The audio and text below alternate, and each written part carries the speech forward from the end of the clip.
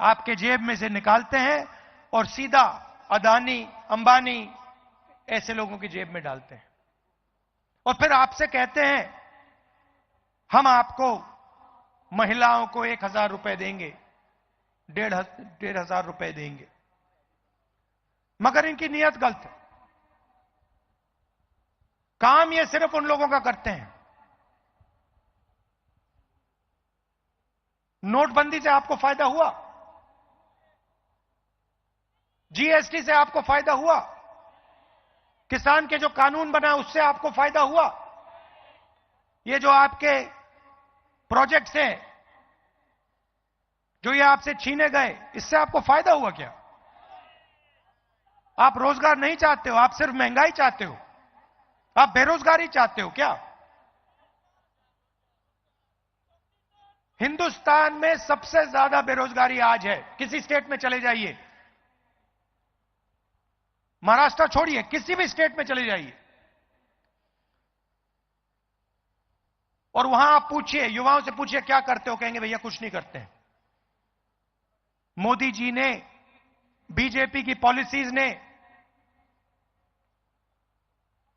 बेरोजगारी फैला दी है, रोजगार मिल ही नहीं सकता। जो स्मॉल एंड मीडियम बिजनेस वाले हैं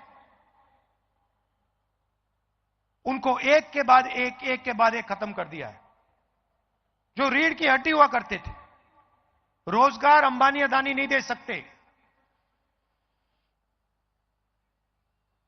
अदानी धारावी की जमीन छीन सकता है आपसे, मगर रोजगार नहीं दे सकता है। यह पूरा देश जानता है। रोजगार कौन देते हैं? स्मॉल मीडियम इंडस्ट्री वाले लोग, जो मैन्युफैक्चरिंग करते हैं, जो हाथ से काम करते हैं, ये लोग रोजगार देते हैं। और इन सब को बीजेपी के लोगों ने, इनकी सरकारों ने खत्म कर दिया है। नोटबंदी, जीएसटी, ये पॉलिसीज नहीं है, ये हथियार हैं। छोटे बिजनेस वालों को खत्म करने के, मारने के हथियार हैं। आप जीएसटी देते हो, जितनी जीएसटी हिंदुस्तान का सबसे गरीब व्यक्ति देता है, उतनी ही जीएसटी अदानी देता है। आप शर्ट खरीदोगे, उतना ही पैसा आपके जेब से जाएगा जितना अदानी के जेब से जाएगा। यह जीएसटी की सच्चाई है। और अगर आप देखें, आज हिंदुस्तान में गरीब लोग टैक्स देते हैं। सबसे ज्यादा टैक्स गरीब लोग देते हैं, कमजोर लोग देते हैं, छोटे दुकानदार देते हैं, किसान देते हैं, मजदूर देते हैं। इनडायरेक्ट टैक्स से पता नहीं लगता। आप शर्ट खरीदते हो, टैक्स लगता है। मोटरसाइकिल में पेट्रोल डालते हो, टैक्स लगता है। सब जगह इनडायरेक्ट टैक्स लगता रहता है आपके कंधों पे। ये सब बीजेपी की पॉलिसीज हैं।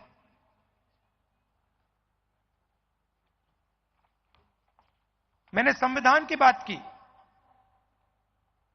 यह विचारधारा की लड़ाई है। एक तरफ अरबपतियों की सरकार और दूसरी तरफ गरीबों की, किसानों की, स्मॉल और मीडियम बिजनेस चलाने वालों की, युवाओं की सरकार। इसीलिए इंडिया गठबंधन ने महाराष्ट्र की जनता को 5 गारंटी की है। और आज मुझे कहा गया है कि आपको मैं 5 गारंटीज में से पहली गारंटी के बारे में बताऊं। शरद पवार जी, उद्धव ठाकरे जी और खारगे जी आपको बाकी गारंटीज के बारे में बताएंगे, मगर मैं आपको महालक्ष्मी योजना, 3,000 रुपए हर महिला के बैंक अकाउंट में हर महीने इंडिया गठबंधन की सरकार डालने जा रही है। हर महीने बैंक अकाउंट में महाराष्ट्र की महिलाओं को 3,000 रुपए सीधा खटाखट खटाखट खटाखट खटाखट न दर जाएगा।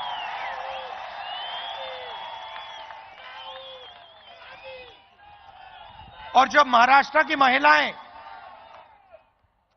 महाराष्ट्र में बस में कहीं जाएंगी तो उन्हें बस टिकट खरीदने के लिए 1 रुपया नहीं देना पड़ेगा, फ्री में जाएंगी। आप पूछोगे क्यों? क्योंकि जो चोट बीजेपी की सरकार ने आपको मारी है, महंगाई की चोट, गैस सिलेंडर की चोट,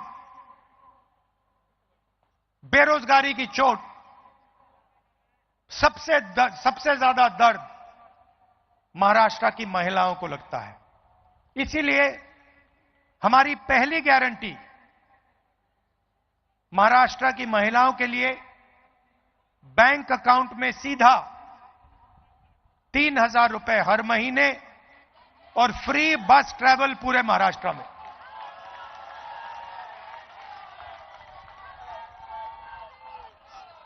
जो बाकी गारंटीज हैं उनके बारे में शरद पवार जी, उद्धव ठाकरे जी और खारगे जी आपको बताएंगे। थोड़ा सा मैं आपको जाति जनगणना के बारे में कहना चाहता हूं। आज नागपुर में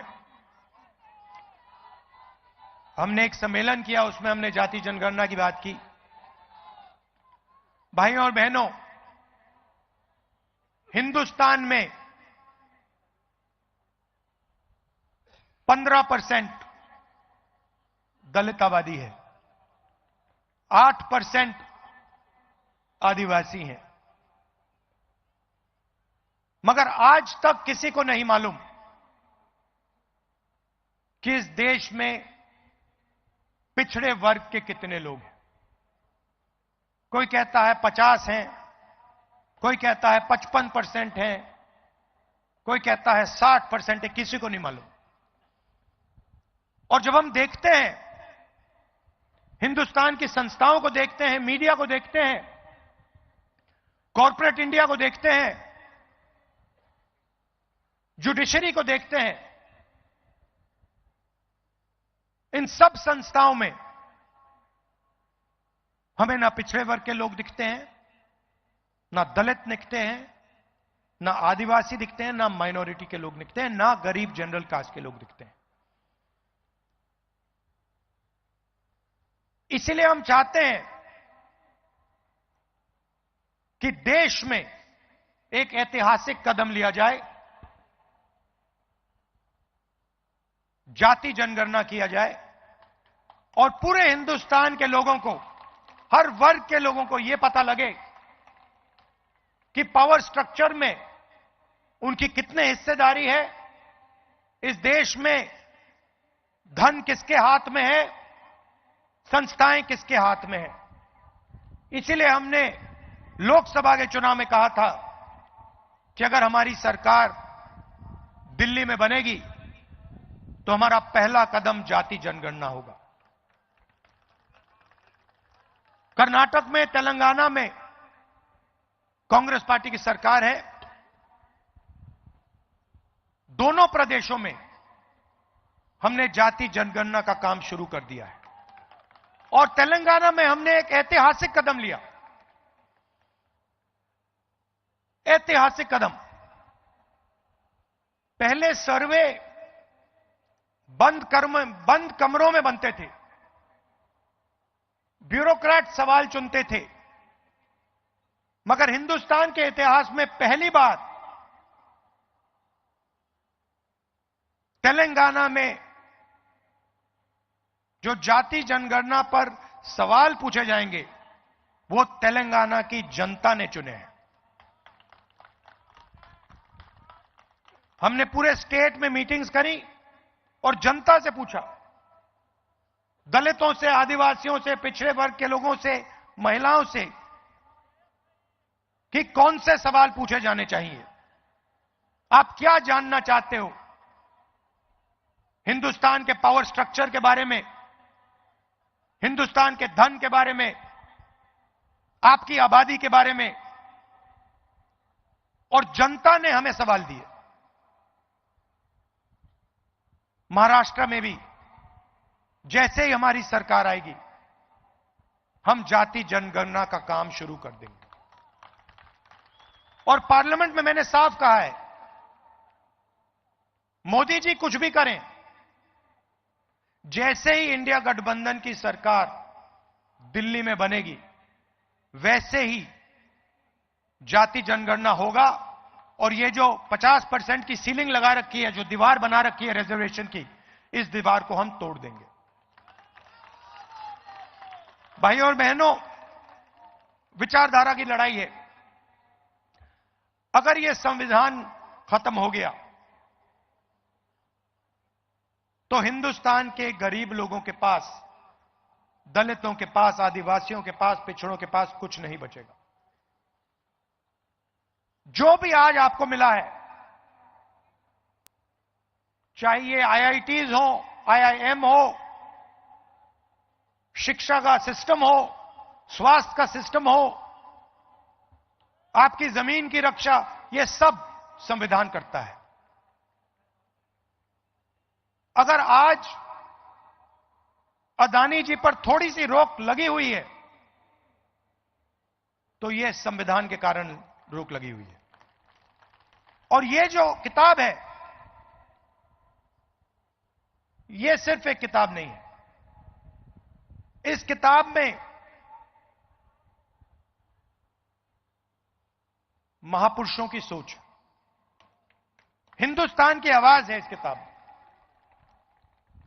इसमें अंबेडकर जी की आवाज है, फूले जी की आवाज है, गांधी जी की आवाज है, बसवन्ना जी की आवाज है, नारायण गुरु जी की आवाज है, बुद्ध भगवान की आवाज है। उन सब की आवाज इस किताब में है। और हिंदुस्तान की आवाज, गरीबों की आवाज, दलितों की, पिछड़ों की, कमजोर लोगों की, किसानों की आवाज इसमें है। और आस्ते आस्ते नरेंद्र मोदी, आरएसएस और बीजेपी इस किताब को खत्म करने में लगे हैं। इंडिया गठबंधन आपको मैसेज देना चाहता है कि कुछ भी हो जाए,